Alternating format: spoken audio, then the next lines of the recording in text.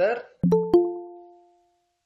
बरेचदा आपण ऐकतो, असे प्रश्न ऐकतो की प्रत्येक गोष्ट भगवंतामुळे होते असं म्हणतो. सगळं काय होतं ते भगवंताच्यामुळे होतं. ठीक आहे, तर आपला प्रश्न असा जाता की भगवंताच्या इच्छेविना गवताचे पातही हलू शकत नाही. या विश्वात भगवंताच्या इच्छेविना काही घडत नाही. तर मग काही लोक म्हणतात की मी आमच्याकडून जे पाप कर्म घडते, मांसाहार करणे, नशापान करणे, खून करणे, ते सर्व भगवंताच्या इच्छेनेच घडते. आम्ही फक्त निमित्त मात्र असतो. हे खरे आहे का? तर ही जी मेंटॅलिटी आहे, या प्रश्नात जी व्यक्त केलेली मेंटॅलिटी आहे, मानसिकता जी आहे, ती काय आहे? धृतराष्ट्र मेंटॅलिटी आहे, धृतराष्ट्राची मानसिकता आहे. तर महाभारतामध्ये पाहतो आपण, धृतराष्ट्र असाच होता. तो काय म्हणायचा, काही दुर्योधन केलं तो म्हटला ही भगवंताची इच्छा आहे, ही काय करणार, ही नशिबाची इच्छा आहे, ही प्रोव्हिडन्सची इच्छा आहे, मी काय निमित्त मात्र फक्त. भगवंताची इच्छा युद्ध व्हावं, मी काय करणार थांबायला. ही धृतराष्ट्र मेंटॅलिटी म्हणतात. आता बघायचं उत्तर काय. ही गोष्ट सत्य आहे की भगवंताच्या इच्छेविना या विश्वात कोणतीही गोष्ट होऊ शकत नाही.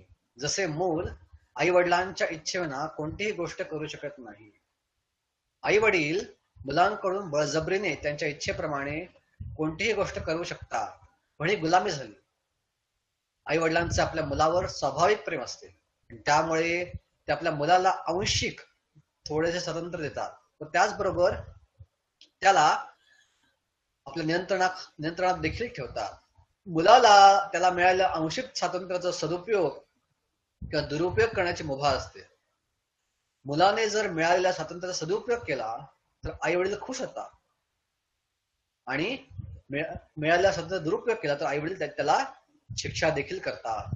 त्याचप्रमाणे आपण भगवंताचे अंश असल्याने भगवंताचे आपल्यावर स्वाभाविक प्रेम असते, त्यामुळे ते आपल्याला आंशिक स्वातंत्र्य देतात, आणि त्याचबरोबर आपल्याला त्यांच्या नियंत्रणात देखील ठेवतात.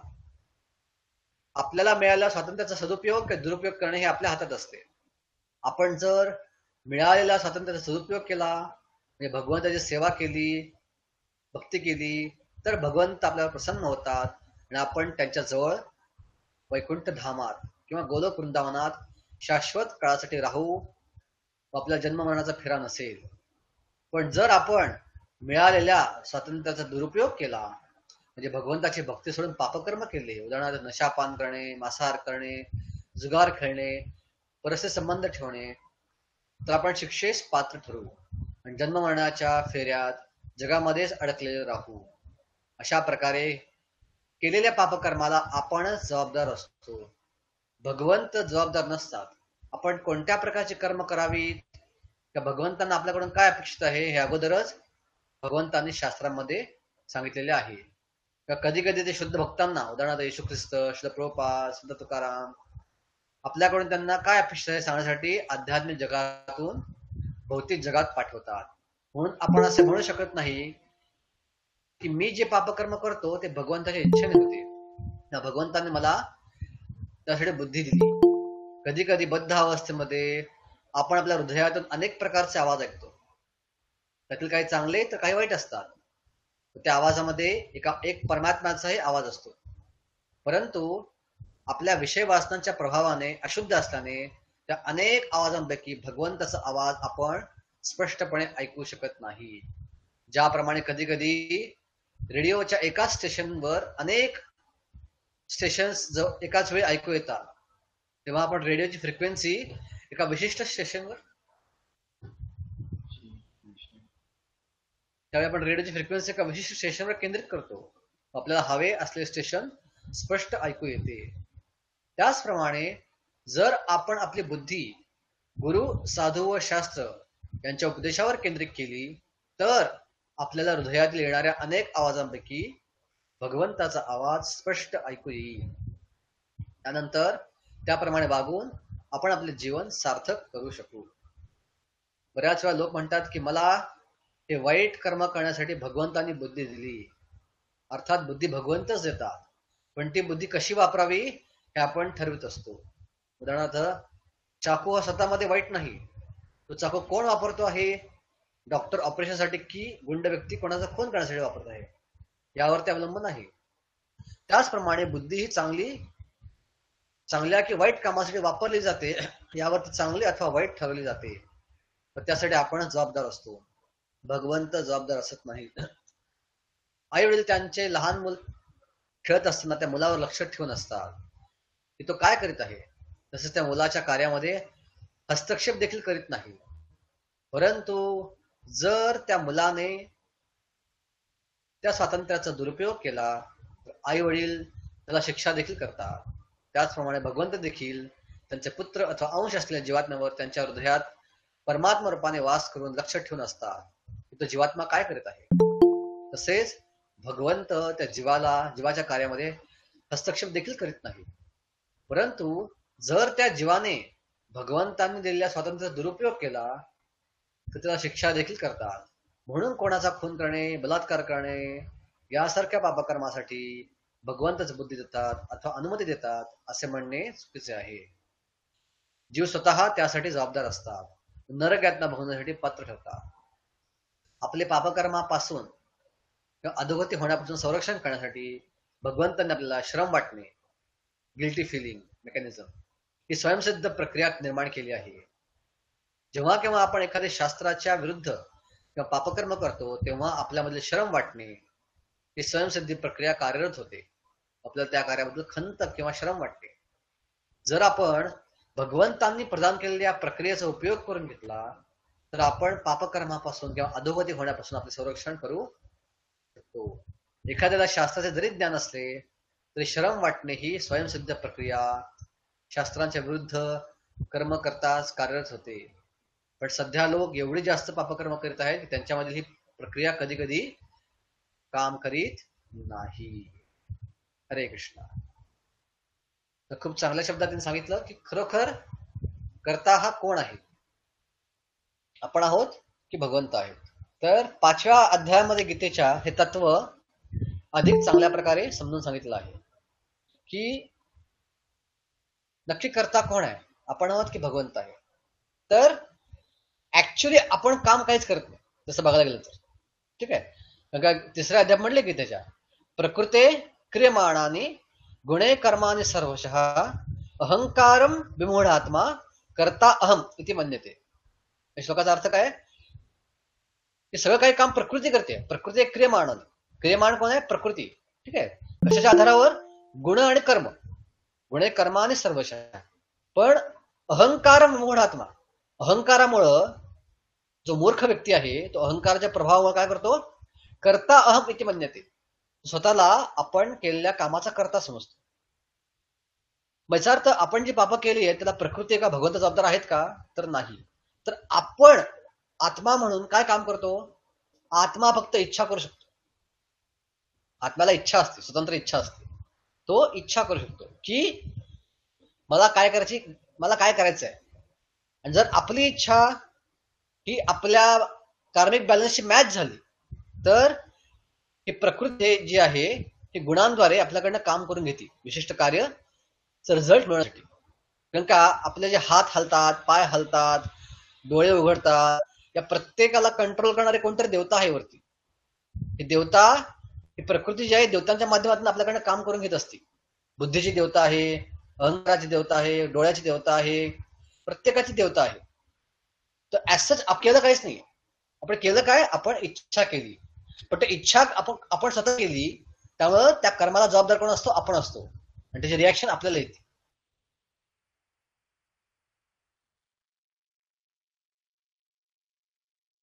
दृष्टा बघतात आपण काय करतो, अनुमंता परवानगी देतात. कार्मिक बॅलन्स मॅच होतोय का, हो पुढे जा. ठीक आहे. एवढंच फक्त भगवंत करत परमात्मा रूपानं आपल्या हृदयात बसले परमात्मा रूपानं. आणि परमात्मे बी चापयुक्त देहस्मिन पुरुषापरा, हे हृदयात बसले परमात्मा अशा प्रकारे काम करत असतात. पण एकदा भगवंताने अनुमती दिली की त्याची जबाबदारी जी आहे, त्या कर्माचे रिॲक्शन जे आहेत ती पूर्णपणे आपल्यावरती असते. का, तर आपण ती इच्छा व्यक्त केली. भगवंत म्हटले हो कर, तुझी इच्छा ना कर, तुझ्या इच्छेच्या आडवं मी येणार नाही. दुर्योधनाला खूप समजवायचा प्रयत्न केला, पण दुर्योधन स्वतःची इच्छा होती की मला राज्य पाहिजे, मला युद्ध करायचंय. भगवंत म्हटलं ठीक आहे, तुझी इच्छा, युद्ध होईल, तुझ्या इच्छेच्या आडवं कोणी येणार नाही. ठीक आहे. पण हेच भगवंत जे काही उपदृष्ट आणि अनंत आहेत, ठीक आहे, आपण जे भक्ती करायला लागतो की नाही, पण जेव्हा हरे कृष्ण जप करायला लागतो आपली इच्छा वापरून, तर हेच भगवंत जे उपदृष्ट हनुमंत आहेत ते ऍक्टिव्ह होतात आत्मा. आता जे भक्त असतात त्यांच्या हृदयात जे भगवंत आहेत ते केवळ उपदृष्ट हनुमंत नाहीये, ते ऍक्टिव्ह होतात आणि ते भक्तांना खूप स्ट्रॉंग सिग्नल आता देत असतात. तर ते आता भक्त त्याच्या जवळ जायला लागलाय, एखाद्या व्यक्ती त्याच्या जवळ जायला लागला. त्यामुळं आता इथं परमात्मा म्हणून काम करत नाही, ते भगवंत म्हणून काम करतात, भगवान म्हणून काम करतात, तेच परमात्मा. आणि ते परमात्मा आपल्याला आता खूप स्ट्रॉंग सिग्नल देतात की एखादा भक्त ज्यावेळी चुकीची ऍक्टिव्हिटी करतो मिळणार सिग्नल जास्त स्ट्रॉंग होतो. नाही, हे चुकतंय, असं करता कामा नये. भक्ताला मिळणारा सिग्नल खूप स्ट्रॉंग असतो कम्पेअर टू सामान्य मनुष्य. ठीक आहे, हे तत्व आपण इथं समजावून घेतलं पाहिजे. आणि अनेक उदाहरणाद्वारे आपण ही गोष्ट समजून घेऊ शकतो की जसं गाय आहे, गाय जर खूपच उधळपट्टी करते तर त्या गायीचा मालक जो आहे तो त्या गायीला कच्चा बांधून ठेवतो खांबाला. पण जर गाय शांत झाली तर मालक थोडी दोरी सोडतो, जेणेकरून गाय थोड्या त्रिज्येमध्ये फिरू शकेल आणि काही अन्न खाऊ शकेल. गाय जर अजून सुधारली, शांत झाली, तर मालक दोरी अजून सोडतो, जेणेकरून जास्त एरिया ती फिरू शकेल. ठीक आहे, आणि गाय जर खरोखर सुधारली, पूर्णपणे शांत झाली, तर बरेचदा पाहतो आपण की बऱ्याचशा गोठ्यांमध्ये, विशेषतः आमचं गोवर्धन इकोलॉजी तुम्ही पाहिलं, तिथल्या गोठ्यामध्ये गायला कुठे बांधलेलं नाही, पण गाय पळून जात नाही इथली आमची गाय. गाय कधी पळून जात नाही का? त्या गायींना चांगली ट्रीटमेंट मिळाल्यामुळे त्या गाय सुधारलेल्या आहेत. त्या गाय बरोबर त्यांच्या आई ठिकाणीच राहतात, त्या त्यांच्या एरियातच फिरतात त्या बरोबर. ठीक आहे, तर अशा प्रकारे आपण जर खूपच भगवंताच्या नियमांच्या विरुद्ध बघत असू तर प्रकृतीचे गुण आपल्याला खूप बांधून ठेवतात. ठीक आहे, आपण जर हळूहळू आपण भक्ती करायला लागलो, आपलं स्वातंत्र्य जे आहे ते थोडं वाढत जातं, हळूहळू वाढत जातं. आपण जेव्हा पूर्णपणे शुद्ध भक्त होऊ, कृष्ण भावना भावित होऊ, आपण जेव्हा भगवत धामात जाऊ, आपलं स्वातंत्र्य हे 100% असतं. तर आत्ता आपली जी इच्छा आहे, जी स्वतंत्र इच्छा आपल्याला दिलेली आहे, ही 100% शुद्ध नाहीये. ती इच्छा सुद्धा गुणांद्वारे प्रभावित आहे. आपण जी इच्छा करतो आता बद्ध अवस्थेमध्ये, ते गुणांद्वारे प्रभावित असते. ठीक आहे, तरी पण कुठल्याही बद्ध अवस्थेमध्ये आपल्याला एक इच्छा कायम असतेच, जी करायला कुठलं बंधन नसतं, ती म्हणजे भगवंताकडे वळणं. कितीही बद्ध अवस्थेमध्ये मनुष्य हा भगवंताकडे वळायचं का नाही हा विचार करू शकतो. आणि जर तो वळला भगवंताकडं, तर त्याची जी इच्छा आहे, स्वतंत्र आंशिक इच्छा, ही हळूहळू वाढत जाते, जसं दोरीचा फास गाईचा हळूहळू सुटत जातो. ठीक आहे, तर ह्या काही गोष्टी आपण याच्यावरनं शिकू शकतो. तर उद्या आपण भगवंतांना ब्लेम करू नये की मी दारू पिली किंवा मी मांस खाल्लं म्हणून त्याला भगवंत जबाबदार आहे. ती आपली इच्छा होती, ती आपली इच्छा भगवंताने फॅसिलिटेट केली. तुझी इच्छा आहे ना बाबा, तू कर. ठीक आहे, का भगवंत हे दामटून कोणाला आपल्याकडे घेऊन येत नाही. संपूर्ण गीता सांगितल्यावर भगवंत काय म्हणले, यथा इच्छसी तथा कुरु. मी तुला कुठले बंधन घालणार नाही अर्जुना, मी तुला फक्त चॉईस सांगितले, तू हे वापरलंस, हे केलंस, तू हा चॉईस, हे रिझल्ट आहे, हा चॉईस वापरलास, हा रिझल्ट आहे, तू ठरव काय करायचं. तुझ्या हातामध्ये आता मी तुझ्या आयुष्याचा बॉल दिला आहे. हरे कृष्ण. काय शंका कोणाला? प्रभू मी एक सांगू का थोडं? Yes Prabhu, please. प्रभूजी, आपल्याला इंद्रिय तृप्ती करण्यासाठी हे फक्त दिलेलं कारण आहे की भगवंतच सगळं करतात, मग मग मी कोण करणार आहे वगैरे. ऍक्च्युली भगवंत आपल्या इच्छेच्या आड येत नाही, पण ज्याला फक्त आपले भोग करायचे आहे एखाद्या गोष्टीचा, त्याला काहीतरी कारण स्ट्रॉंग पाहिजे, म्हणून तो हा कारण देतो की भगवंतच सगळं करतात. मी जे पाप करतो त्याला भगवंतच कारणीभूत आहे. ऍक्च्युली भगवंतांनी बुद्धी पण दिलेली आहे की कोणतं चांगलं कोणतं वाईट हे समजून घ्यायला पाहिजे. बुद्धीचा वापर न केल्यामुळे, आणि भगवंत तर विल स्वतःचे दुसऱ्याच्या इच्छेच्या आतमध्ये येत नाही, हेही खरं आहे. तर ही फक्त आपल्या भोग करून घेण्यासाठी दिलेलं कारण आहे असं मला वाटतं. बरोबर, परफेक्ट. की एक गोष्ट भगवंत कधी बदलायला जात नाही, ती म्हणजे आपली स्वतंत्र इच्छा. ठीक आहे, त्याच्या अर्थ कधीही येणार नाही, कधीही येणार नाही इच्छेच्या अर्थ. ठीक आहे, तुमच्या इच्छा ते पूर्णपणे वापरू देतील. पण जर तुम्ही थोडं त्याच्याकडे वळलात, आपल्या इच्छेनं स्वेच्छेनं, भक्तांच्या संघामुळे काही म्हणवा, आपण इच्छा व्यक्त केली आपण की मला तुमच्याकडे यायचं आहे, तर भगवंत फुल फॅसिलिटी आपल्याला लगेच देतात. आपण एक पाऊल चालतो त्यांच्याकडे 1000 पाऊल आपल्याकडे चालू देतात. या मारे या, आता मी मदत करतो मला. ठीक आहे, हे भक्तीची ताकद असते. ठीक आहे. त्यामुळे भक्ती अशी एकमेव गोष्ट आहे जी आपलं भविष्य बदलू शकते. अदरवाईज आपलं भविष्य फिक्स आहे आपल्या मागच्या कर्मानुसार, आणि आता आपण चॉईस घेतोय त्यानुसार आपलं भविष्य फिक्स आहे काय होणार आहे. ठीक आहे. पण हे आपण चॉईस बदलला आपल्या आयुष्यातला, की मला भक्ती करायची आहे, मला भगवंताची सेवा करायची आहे, की आपलं पुढचं आयुष्य बदलतं सगळं, आपले पुढचे कर्म सगळी बदलतात. काही एकच अशी गोष्ट आहे, भगवंत लगेच आपल्याकडे झेपतात, येईल लगेच ये माझ्याकडे, मी तुला मदत करेन माझ्याकडे यायला. हा फरक असतो. तर धृतराष्ट्राने असा विचार केला की मी काय करतोय, ही तर भगवंताची इच्छा आहे युद्ध होणं, काय करणार, माझी इच्छा आहे युद्ध न व्हावं, पण दुर्योधन ऐकतच नाही माझं. कदाचित भगवंताची अशी इच्छा असेल युद्ध व्हावं, मी काय करणार. ही मेंटॅलिटी चुकीची ऍक्च्युअली. ठीक आहे. भगवंताची इच्छा म्हणून आपण कसे वागायचं हे मेंटॅलिटी चुकीची आहे. ह्याला धृतराष्ट्र मेंटॅलिटी म्हणतात, जेव्हा महाभारत घडतं. शेवटी भगवंताची इच्छा होती युद्ध व्हावं, पण भगवंताने प्रयत्न केले युद्ध न व्हावं, त्यांच्यापर्यंत भरपूर प्रयत्न केले ते न व्हावं. प्रभू म्हणजे आपण असं म्हणू शकतो का की आपण आधीच्या जन्मी या जन्मी किती जरी पर्वत एवढे पाप केले असतील आणि त्या भक्त मार्गात जर आपण आलो तर ते आपले पाप नष्ट होऊन ते सगळे मोठे मोठे जे पर्वत आहेत पापाचे त्याचे एकदम मोहरी सारखे होते असं म्हणू शकतो ना. Yes yes yes. कर्माणि निर्दहती किंतु जे भक्ती भाजम, जळून खा. ते भक्ती अशी एकमेव क्रिया की भक्ती या जन्मातले कर्म नष्ट करते, प्रारब्ध कर्म नष्ट करते आणि अप्रारब्ध कर्म नष्ट करते. इथे मार्ग आहेत, ज्ञानयोग, अष्टांगयोग आणि निष्काम कर्मयोग. गीतेमध्ये सांगितलेले 3रा अध्याय, 5वा अध्याय आणि 4था अध्याय आणि 6वा अध्याय. या मार्गाद्वारे फक्त अप्रारब्ध कर्म नष्ट होतात, आपले मागचे कर्म नष्ट होतात, पण आपले जे करंट कर्म आहेत, ज्या जन्मात आपल्या कर्माचे रिझल्ट मिळालेत ऑलरेडी, ते नष्ट होत नाही. ते फक्त शरीर नष्ट झाल्यावर नष्ट होतात. पण भक्ती अशी एकमेव क्रिया आहे की या जन्मातच आपले प्रारब्ध जे मॅनिफेस्ट झालेले कर्म आहेत आणि अप्रारब्ध आहेत जे अजून बीज रूपात आहेत, ते सर्व हे नष्ट होतात भक्तीमुळे. ठीक आहे. याचं उदाहरण म्हणजे की आपण पाहतो की एखाद्या व्यक्तीला त्याच्या मागच्या कर्मामुळे काही चुकीचा जन्म मिळतो, वाईट शरीर मिळतं. उदाहरणार्थ चांडाळ घरामध्ये यवन आणि म्लेच्छ लोक आहेत, अमेरिकन देशाच्या जन्म दिली हिप्पी लोक, हे पूर्ण नशापानात मग्न असायची, मांसाहारात मग्न असायची, स्त्री संभोगात मग्न असायची. आता त्यांची चूक होते का त्यात? एका प्रकारे होते, एका प्रकारे नाही. एका प्रकारे त्यांनी जन्मच त्या प्रकारच्या वातावरणात घेतला त्यांच्या मागच्या कर्मामुळं, तर त्या प्रकारचं ते वातावरण जगत होते, जीवन त्या प्रकारे जगत होते ते. ठीक आहे. पण ही लोक, हिप्पी लोक ज्या भक्तांच्या संपर्कात आली, प्रभुपादांच्या संपर्कात आली, भक्ती करायला लागली, ते काय झाले, शुद्ध वैष्णव झाले, ब्राह्मणाच्या वरची स्टेज. या जन्मातच त्यांची प्रारब्ध कर्म होती, त्यांच्या प्रारब्ध कर्माचा परिणाम म्हणजे त्यांना हे शरीर मिळालं होतं, खालच्या स्तरावर शरीर त्यांना मिळालं होतं. ठीक आहे. खालच्या चेतनेचं शरीर मिळालं होतं, खालच्या स्तरावर चढण्यापेक्षा खालच्या चेतनेचं शरीर मिळालं होतं. ते चेतना शुद्ध झाली या जन्मातच आणि ते शुद्ध वैष्णव बनू शकले. हा भक्तीचा प्रभाव असतो. हरे कृष्णा. प्रभू तुम्ही हा जो श्लोक बोलले ना तो कालच माझे चैतन्य चरितामृताच्या ह्याच्यात वाचण्यात आला, कर्म आणि निर्धन ती भक्तीची बाजा. तर प्रभुपाद पण याच्यामध्ये म्हणतात की जे भक्त आहेत आणि जे प्रामाणिकपणे भक्ती करतायत तर ते या सगळ्या गोष्टीच्या परे आहेत म्हणून. बरोबर. खूपच छान उदाहरण दिलं प्रभू.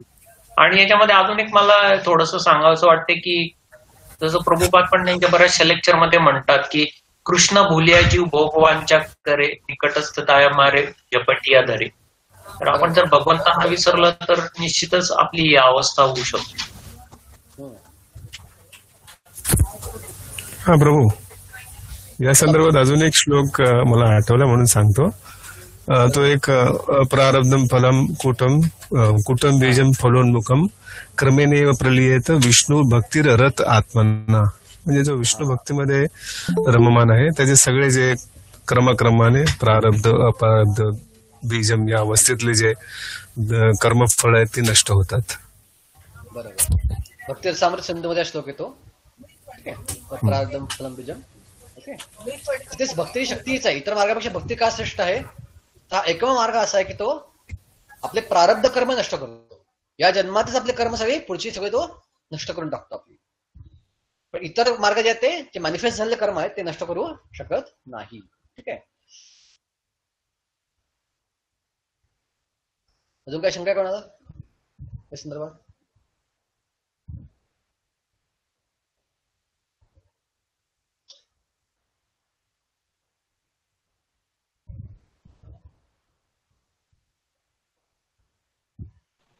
हरे कृष्ण प्रभूजी. बोला प्रभू. हा प्रभूजी, कसं आहे की खूप लोक खूप काही गोष्टी असं घडलं जीवनात, तर असं बोलून ते म्हणजे देवामुळे झालंय असं बोलून ते फक्त असं बसते, काय करत नाही त्यासाठी.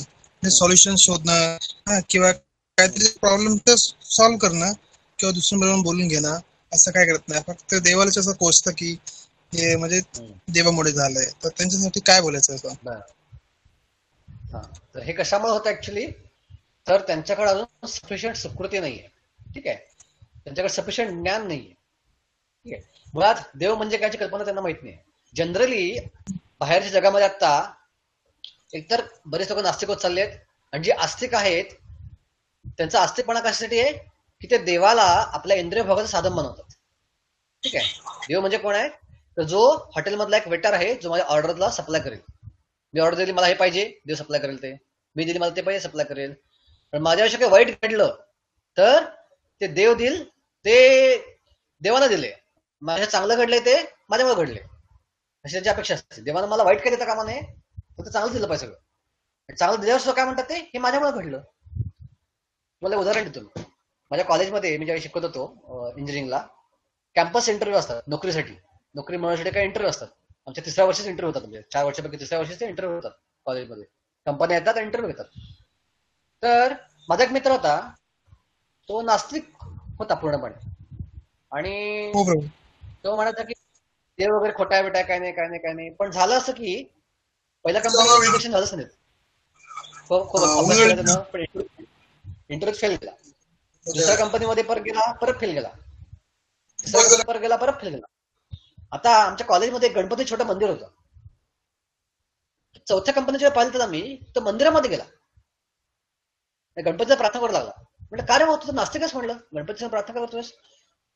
नाही यार म्हणला, काय कळत नाही म्हणला, का फेल होतो मी तयारी माझ्यापर्यंत करतोय, पण काहीतरी घडतंय म्हणला. बघ कदाचित देव असेल म्हणला, तो करत माझं असं नमस्कार करून टाकू म्हणला. काय घडते म्हणला, फुकट तर आहे, फुकटचा नमस्कार करून टाकू.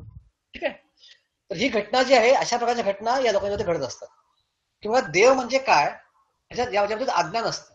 तर आपलं कर्तव्य काय, आता आपल्याला कळलं खरं ज्ञान काय आहे, जे जे आपल्याला भावलं ते आपण सगळ्यांना वाटलं पाहिजे. रामदास म्हणतात ना, जे जे आपण असे भावे ते सगळं असे सांगावे. आता तुम्हाला कळलं, तुमचं कर्तव्य काय आहे, हे ज्ञान त्याला मित्रापर्यंत घेऊन जाणं. जे आपण चर्चेमध्ये ऐकतो आता की देव म्हणजे काय आहे, देव हा सच्चिदानंद आहे, आपण त्याचे अंश आहोत. आपल्या जीवनाचं उद्दिष्ट काय आहे, त्याची सेवा करणं. आणि जीवन हे दुःखालय आहे, जीवनामध्ये काहीही करा तुम्ही, दुःख येणारच आहेत. जसं कोशाच्या खाणे केल्यावरती आपण असं म्हणू शकत नाही की मी काळा का झालो, पाण्यामध्ये पडला आपण असं म्हणू शकत मी ओला का झालो. पाण्यामध्ये आपण पडलो आणि कोणी म्हणलं मी ओला झालोय, अरे म्हणण्याचा काय अर्थ आहे का? पाण्यामध्ये ओला होणारच. तसं दुःखालयामध्ये पडल्यावरती आपण दुःख, त्याला ऑप्शन नाही. ठीक आहे, फक्त आपण जर भगवंताची भक्ती केली तर आपण त्या दुःखाच्या दुःखाच्या वेदनांपासून वर करू शकतो. दुःख होणार, समस्या येणार, पण समस्यापासून ज्या वेदना होत्या आपल्याला, त्या वेदनापासून वर जाऊ शकतो. आपला आत्मा एवढा आनंद उपभोगू शकतो की त्या वेदनाचा परिणाम आपल्यावरती होणार नाही. हे एक तुम्हाला त्याला ज्ञान देऊ शकता. आणि ते ज्ञान द्यायच्या आधी त्याला आपण सुकृती दिली पाहिजे, थोडीशी प्रसाद खायला दिला पाहिजे, त्याला आपण थोडं भक्त संघामध्ये आणलं पाहिजे. ठीक आहे, त्याला थोडंसं कीर्तनाला घेऊन आलं पाहिजे, यात्रेला घेऊन आलं पाहिजे, जेणेकरून हे ज्ञान घुसण्यासाठी आतमध्ये थोडं डोकं झालं पाहिजे, थोडं डोकंची क्षमता वाढली पाहिजे थोडीशी त्यात घेण्यासाठी. ठीक आहे, या दोन गोष्टी जर आपण त्याला मदत करू शकतो. हा, धन्यवाद प्रभूजी. माझ्या मित्राने असा विचारला, मी मित्राला असं बोलत होतो की एकदा की भावा जीवनामध्ये दुःख आहे का, दुःख तर असणार, जीवन आहे तर दुःख आहे, ते आपल्याला म्हणजे क्रॉस तर करावं लागते. तर तो बोलतो भावा की दुःख तर आहे पण अजून खूप काय ना, बोलतोय ते भौतिक मध्ये तू म्हणजे भौतिक संसारात तू जुडलेला आहे, त्यामुळे तुला असा प्रॉब्लेम होतोय. तो बोलतोय की जुडणं तर आहे, मी बोललो इच्छा जी आहे ना ते तुझ्या दुःखाचं मेन कारण होऊ शकतो, आणि मेन आहे पण दुःखाचं. तर बोलतो इच्छा मध्ये काय डिफरन्स आहे, इच्छाचं काय. मी त्याला बोललो की आवश्यकताप्रमाणे जे जास्त आहे ते तुझी इच्छा आहे, तर ते इच्छा कमी करा. तुझ्या जेवढे कपडे आहे, जेवढं तुला परवडते ना, तर अजून घ्यायची काय गरज आहे, अजून जर घेत असेल तर दुसऱ्यांना देऊन टाक. तर त्यामुळे तू इच्छाचा म्हणजे आवश्यकतापेक्षा जास्त आहे ना ते इच्छा आहे. ते धन असू दे, काम असू दे, काय असू दे, तर ते समजून घेत. बरोबर. तरी पण ना त्याच्या मनात कसं आहे की इच्छा जागृत होत राहते का, म्हणजे नवीन त्याला कपडे पाहिजे, नवीन पाहिजे, तर कशा ते पद्धतीने त्याचं इच्छाही कधी थांबणार नाहीये, इच्छाही कधी हा. थांबणार नाहीये, त्यामुळे इच्छा जागृत होणारच. आता आपण हा. काय केलं पाहिजे, त्याची जी इच्छा आहे ना त्या इच्छेला आपण पॉझिटिव्ह इच्छेमध्ये कन्वर्ट केलं पाहिजे. हे कधी कळणार, उदाहरणार्थ आपण एखाद्या कॉलेज एखाद्या हॉस्पिटलला का जाऊ, समजा आपण आजारी पडलो, आपल्याला कळलं की केईएम हॉस्पिटल आहे मुंबईतलं, तुमचं आपलं केईएम हॉस्पिटल, ठीक आहे मुंबईतलं. आता आपण त्या हॉस्पिटलला का जातो ऍडमिट व्हायला, आपलं रिझल्ट माहिती आहे ऑलरेडी, ठीक आहे, की बरेच लोक तिथे गेलेले आहेत, तिथे बरेच तज्ञ डॉक्टर आहेत आणि बरेच लोक तिथे बरे होऊन आलेले आहेत, ठीक आहे. तेव्हा मला होप्स आहे की मी तिथे गेलो तर मी बरा होईल, ठीक आहे. त्याचप्रमाणे किंवा आपण ज्यावेळी हॉटेलमध्ये जातो, ठीक आहे, आपण हॉटेलमध्ये का जातो, आपल्याला माहिती आहे की मला इथं काही चमचमीत खायला मिळेल, म्हणून आपण ती गोष्ट करायला जातो. त्याचप्रमाणे आपण त्याला थोडस भक्तिमय मार्गाची क्रिया करण्याचे प्रवृत्त केलं, त्यातून त्याला मिळणारा आनंद एवढा जास्त असेल की साहजिकच त्याच्या इतर इच्छा या कमी होऊन जातील. लहान मुलगा एखादा आहे, छोटा लहान मुलगा आहे, माती खातोय, माती खातोय आणि आपण त्याला किती रोखायचा प्रयत्न केला. आता तुम्हाला सगळ्यांना बऱ्याच लोकांना मुलं आहेत, तुम्हाला जसा अनुभव आहे त्या गोष्टीचा मला माझ्यापेक्षा, ठीक आहे. तर किती त्या लहान मुलाला रोखायचा प्रयत्न केला तरी तो माती खायला जातोच मुद्दाम. त्यामुळे त्याला म्हणलं अरे वा फॅन आहे, हात लावून नको, शॉक बसेल किंवा हात लागेल, ते मूल मुद्दाम ते करायला जातं. अशा आई काय करते घरातली, थांब रे बाबा माती खाऊ नकोस, इकडे चॉकलेट आहे माझ्याकडे, डेअरी मिल्क आहे, चॉकलेट डेअरी मिल्क माझ्याकडे आहे, मग चॉकलेट डेअरी मिल्क आहे, अरे तुम्हाला लगेच माती सोडतो आणि चॉकलेटकडे येतो. त्याचप्रमाणे भक्तीला जर आपण भक्तीचं महत्व समजायचं की भक्तीनं काय आनंद मिळणार आहे आणि त्या आनंदाची त्याला त्या गोडी लागली, त्या भक्तिमय आनंदाची, की तो ऑटोमॅटिकच त्याच्या इच्छा कमी होतात, ठीक आहे. आता आम्ही सगळे भक्तीमध्ये आलो, आम्ही असं नाही की इच्छा सोडून आलो इथं भक्तीमध्ये, ठीक आहे, पण ज्यावेळी आम्ही भक्तिमार्गात लागलो, जप करायला लागलो आम्ही किंवा भक्ता संगत राहायला लागलो, मिळणारा आनंद एवढा उच्च होता की त्या गोष्टी करायची इच्छा गरज कधी पडली नाही आम्हाला, ठीक आहे. आम्हाला बरेच विचारतात ब्रह्मचारी लोकांना की तुम्हाला काय हो, तुम्हाला वाटत नाही का आपण जरा आनंद घ्यावा बाहेरच्या जगाचा, सिनेमे बघावेत, मस्त फिरावं, संभोग करावा वगैरे वगैरे, जे काय आनंद आहेत, खावा प्यावा पाहिजे, मनासारखं खावा प्यावं, तुम्हाला वाटत नाही का घ्यावा असा, तुम्हाला इच्छा नाही आहेत का? आम्हाला इच्छा आहेत, नाही तसं नाही आहेत, त्या इच्छा आम्हालाही आहेत, पण फरक काय आहे की दिवसभर भक्तांच्या संघात राहिल्यामुळं मिळणारा आनंद एवढा उच्च आहे की त्या इच्छा आम्हाला आठवतच नाहीत एका प्रकारे, त्या इच्छांचा परिणामच होत नाही. कशाला जायचं तिकडं, आनंदच पाहिजे ना, इथं आनंद एवढा मोठ्या प्रमाणात मिळतो ऑलरेडी, तर त्या बाहेर गोष्टी करा कशा करायच्या, ठीक आहे. तर आपण एखादा पॉझिटिव्ह आनंद देऊ शकलो भक्तीचा, तर पॉझिटिव्ह आनंद एवढा उच्च असतो की निगेटिव्ह गोष्टीकडे मनुष्य विसरून जातो, निगेटिव्ह गोष्टी करायला जातच नाही मनुष्य, हा परिणाम असतो, ठीक आहे. तर कोणी इथले ग्रस्त आहेत ते जास्त शेअर करू शकतील, असत प्रभू, परम प्रभू, विष्णुकोश प्रभू, तुम्ही जरा शेअर करा तुमचे अनुभव कसे आहेत. तुम्ही तर या जगामध्ये राहून तुम्ही गोष्टी करताय पण बाहेरच्या जगामध्ये आणि भक्ती पण करताय. धन्यवाद प्रभूजी, हरे कृष्ण. प्रभू कसं आहे माहिती का की एक छोटस उदाहरण, व्यावहारिक उदाहरण असे की कमळ असतं ना, कमळ ते पाणी आणि माती याचं मिक्सचर म्हणजे चिखलामध्ये ते उगवतं, मोठं होतं, आणि त्याची जे पानं असतात ना, ते पानं त्या वातावरणामध्ये राहून अलिप्त असतात. तर तशाच पद्धतीने आपल्याला एका ग्रहस्थाला म्हणा किंवा एका भक्ताला अशा पद्धतीने या ठिकाणी राहावं लागतं, तरच तो टिकू शकतो. नाहीतर मग एकदा का तुमचे जर इंद्रियावरचा संयम किंवा मनावरचा संयम जर गेला आणि तुम्ही भक्तीमध्ये जर नसले तर बाहेर एवढी प्रचंड माया आहे ना की ती माया तुम्हाला कुठून आहे ना कुठे घेऊन जाईल कळणार सुद्धा नाही. हरे कृष्ण. हा प्रभूजी, यामध्ये असोसिएशन फार महत्वाचं आहे. असोसिएशनच्या बरोबर गृहस्थ जीवनामध्ये अनेक अडचणी असतात, पण त्यांनी जर थोडं व्यवस्थितपणे जर जप केला पहाटे, म्हणजे मॉर्निंग प्रोग्राम जर त्यांनी व्यवस्थित केला तर दिवसभर चेतना चांगली राहू शकते. आणि मटेरियल लाईफ आणि spiritual life you have to balance करणं महत्वाचं आहे. दोन्हीकडे कमी पडलं नाही पाहिजे, अदरवाईज मग गृहस्थ लाईफ एकदम कोलॅप्स होऊन जाते. खूप छान उत्तर दिलं विष्णुकोश प्रभूंनी. की कौशल प्रभू, जर आपण आपली ज्या इच्छा असतात ना, ते आपल्या असोसिएशनचा परिणाम असतो. ज्या प्रकारे संघात आपण राहतो त्या प्रकारच्या इच्छा पण आपल्या निर्माण होत असतात. आपला संघ जर आपण बदलला तर आपल्या इच्छाही बदलतात. ठीक आहे. तर शास्त्रामध्ये श्लोक येतो भागवतामध्ये, संगो हि संस्कृत हेतू असत्सो विहितो दिया सएव साधूषु कृतो निसंगत्वाय कल्पते. ठीक आहे. की आपण जर असाधूचा संघ केला, ठीक आहे, तर तो काय होतो, आपल्या जन्ममृत्यू चक्रात त्याला भाग पडतो. आपण तोच संघ साधूशी केला आपण, तर तोच संघ आपल्याला त्या चक्रातून मुक्त करतो. ठीक आहे. म्हणून आपण अशा लोकांना जास्तीत जास्त एनकरेज केलं पाहिजे, साधू संघामध्ये या, ऐका साधूंकडनं. ठीक आहे. भक्तांच्या संघामध्ये या, त्यांच्याकडनं ऐका.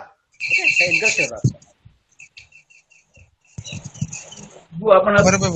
आपण अजून एक उदाहरण देऊ शकतो की आपण गृहस्थ म्हटलं की काही काम धंदा तर करावं लागतं, संसार थांबावा लागतो, त्यासाठी बाहेरच्या जगात पण जावं लागतं. पण अशा वेळेस कबड्डीचा खेळ लक्षात ठेवायचा. कबड्डी खेळताना आपण दुसऱ्याच्या पार्टीत जातो तेव्हा आपण तिकडे थांबत नाही कधी. आपण आपल्याला काम झालं की पटकन आपली जेव्हा गरज पडते तेव्हा आपण आपल्या संघात निघून येतो. तसं आपण काय करायला पाहिजे की बाहेरच्या जगात गेलो कबड्डी कबड्डी कबड्डी कबड्डी म्हणजे आपलं रोजची कामं करायचे आणि संध्याकाळी किंवा जेव्हा आपल्याला गरज पडेल त्यावेळेस संघामध्ये म्हणजे आपल्या भगवंतांकडे किंवा भगवंताच्या भक्तामध्ये सगळ्यात मेन तर विष्णू कवच प्रभूंनी सांगितल्याप्रमाणे असोसिएशन जे आहे ते महत्वाचं आहे. त्या असोसिएशन भक्तांकडे घ्यायला यायचं म्हणजे आपण जे दुसऱ्या पार्टीमध्ये आपण जाऊन तिकडे आउट होणार नाही. असोसिएशन घेण्यासाठी प्रभू हे फार आवश्यक आहे कबड्डीचा खेळ. हे उदाहरण लक्षात ठेवणार. परमपूज्य राधानाथ महाराजांना एका भक्ताने प्रश्न विचारला, महाराज यात्रेमध्ये जेव्हा येतो आम्हाला खूप असं सरकार वाटतं अशी म्हणजे चेतना शरीर असं एकदम भिन्न भक्तीनं 24 तास आपण त्या यात्रेमध्ये भक्ती करत असतो. यात्रेमध्ये काही कामं नसतात ना, प्रसाद रेडी असतात आपल्याला अवेलेबल. ठीक आहे. किचन डिपार्टमेंट प्रसाद संवाद असतं. आपल्याला फक्त दिवसभर सकाळ ते रात्र झोपेपर्यंत भक्ती करायची असते. सकाळी उठून जपा करा, फिरून या, तिथं लेक्चर ऐका, दुपारी प्रसाद घ्या, परत संध्याकाळी लेक्चर ऐका, डान्सिंग कीर्तन जोरदार, कुठल्याही प्रकारची चिंता नाही मानसिक यात्रेमध्ये नसते आपल्याला. महाराज ही यात्रेमध्ये खूप चर्चा वाटतं, पण आम्ही यात्रेला परत येतो महाराज त्यावेळी आमचं ते चार्जिंग डाऊन होतं आमचं. तर महाराज काय म्हणले की तुम्ही रोज यात्रा करा. तो मनुष्य हादरला, महाराज रोज यात्रा करा म्हणजे काय? महाराज म्हणले की ज्यावेळी तुम्ही ऑफिसला जाता आणि ऑफिसमध्ये परत घरी येता अशी कल्पना करा की मी यात्रेला चाललोय. ऍज इफ मी माझ्या घरी चाललोय म्हणजे एका आध्यात्मिक यात्रेला चाललोय. आणि माझ्या घरामध्ये जे यात्रेमध्ये अनुभव आहेत मला तेच मी घरामध्ये करायचा प्रयत्न करीन. त्याच चेतनेनं मी घरी जी भक्ती करतो, मी जपा करणं असेल, घरचे घर असतील त्यांची सेवा करणं असेल, भगवंतासाठी जेवण बनवणं असेल, मुलांना वाढवणं असेल, मुलांना भक्तिमय संस्कार देणं असेल, या सगळ्या क्रिया ज्या चेतनेने यात्रेमध्ये करतो त्या इथं करायचा प्रयत्न करा. थोडक्यात असं इमॅजिन करा की मी घरी चाललो म्हणजे परत वृंदावन यात्रेला चाललोय किंवा परत मी मायापूर यात्रेला चाललोय. मग तुम्ही रोजच यात्रेमध्ये राहा. असं महाराजांनी उदाहरण दिलं.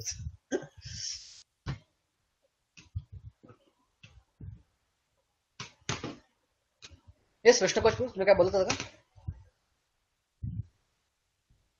अरे हो, नाही मी पवन गौराम प्रभूजींना म्हणत होतो, फार सुंदर उदाहरण दिलं प्रभू कबड्डीचं. गृहस्थ लाईफ मध्ये फार आवश्यक आहे.